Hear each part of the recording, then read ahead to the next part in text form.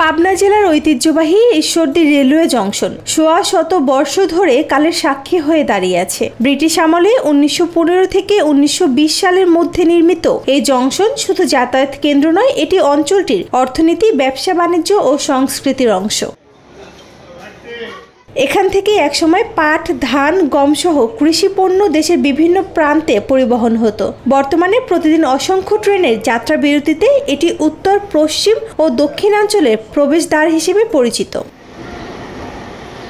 বিশেষজ্ঞদের মতে প্ল্যাটফর্ম সংস্কার, ডিজিটাল তথ্য ব্যবস্থা, আধুনিক বিশ্রামাগার, উন্নত টয়লেট ও পর্যাপ্ত আলোর ব্যবস্থা করা গেলে যাত্রী সেবা বহুগুণে বাড়বে। একই সাথে এটি মাল্টিমোডাল ট্রান্সপোর্ট হাব ও পর্যটন কেন্দ্রে রূপ নিতে পারে।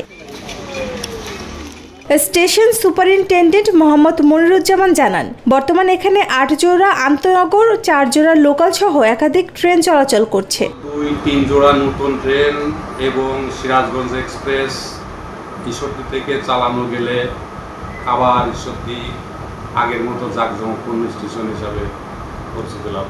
ঈশ্বরদী রেলওয়ে জংশন শুধু একটি স্টেশন নয়, এটি তাদের আবেগ ও ঐতিহ্যের অংশ। সঠিক উদ্যোগ নিলে এটি দেশের অন্যতম আধুনিক ও গুরুত্বপূর্ণ রেলওয়ে জংশনে পরিণত হতে পারে।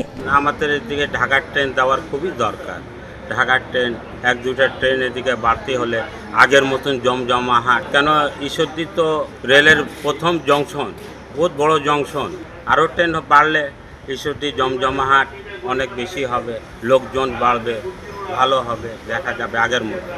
স্টেশন থেকে অনেক দূরে কাউন্টার, তো কোনো কাউন্টারে টিকিট কাটতে গেছি, কাটতে আসতে আসতে থেকে এখানে হলে গিয়া ট্রেন মিস, ওর আবার অন্য আরেকটা টিকিট কাটতে হলো আমাকে, যে কেবল খুলনা যাবো এর উদ্দেশ্যে।